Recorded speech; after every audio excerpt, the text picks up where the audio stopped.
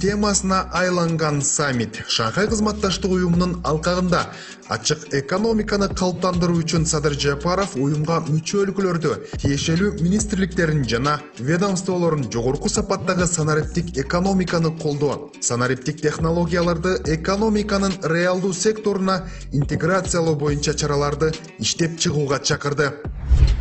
Кроме этого, значительную роль в продвижении торговых связей могут сыграть цифровые технологии, которые в перспективе позволят упростить торговые процедуры. Предлагаю профильным министерствам и ведомствам использовать созданные условия в рамках организации и разработать меры по поддержке высококачественного развития цифровой экономики и интегрировать цифровые технологии в реальный сектор экономики. Энергетика, экология маселелерде четте калган жок. Президент Садыр Жапаров климаттын өзгөрүшүн эске алуу менен энергиянын кайра жаралуучу булактарын өнүктүрүү жана гидроэнергетикага байланыштуу долбоорлорду алдыга жылдыруу маанилүү экенин айтты. Кыргызская республика призывает продвигать проекты, касающиеся развития возобновляемых источников энергии, энергосбережения, энергоэффективности и гидроэнергетики.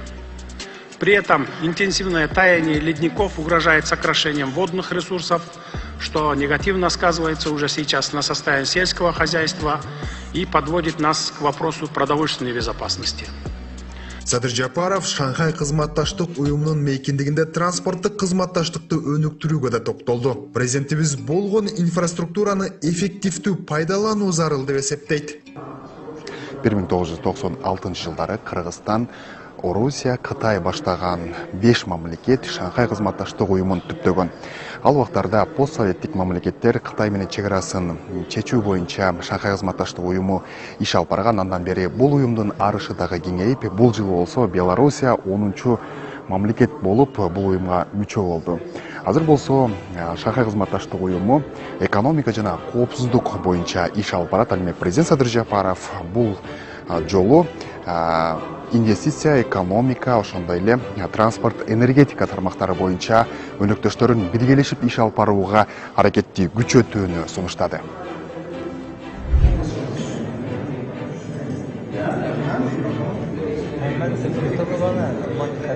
Тыныгы убагы, бирок тышкы иштер министринде тыным жогоңдөнөт. Биз үчүн өлкө башчы көтөргөн маселелер боюнча кандай иштер аткарылып жатканы маанилүү.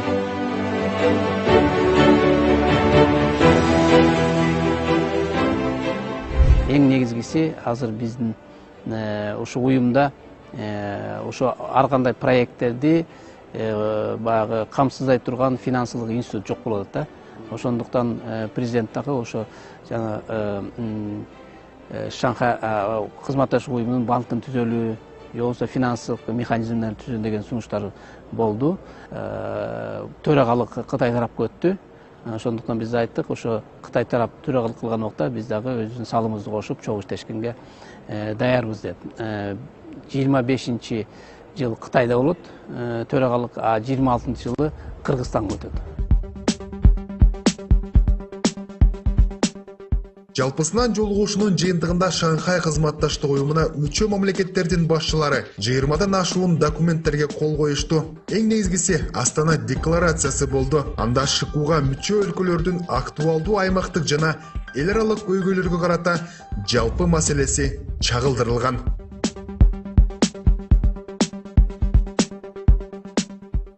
Башкысы президент Садыр Жапаровдун эл аралык коомчулукка кайрылуусу маңыздуу болду деп айтууга негиз бар. Себеби мамлекет башчысы азыркы учурдун актуалдуу көйгөйлөрүн тактап, аларды чечүүнүн жолдорун да сунуштады. Муратбек Абакирович, азыр мындай дүйнө оомал төкмөл болуп аткан убакта бул Шанхай кызматташтык уюмунун мааниси канчалык? Анын ичинде Кыргызстан бул уюмдан кандай пайда табат, келечеги кандай, ушул жөнүндө айтып берсеңиз. Бүгүн Белоруссия дагы буга мүчө болбоду. Анан Кыргызстан деген азыр абдан өзүнүн деген саясатын кылдаттык менен жакшы ушул уюмда деген жүргүзүп атат да. Ошондуктан буюрса Кыргызстандын да перспективалары аябай чоң, ошол менен кызматташуу дегенибизге жакшы жемиштүү болот да.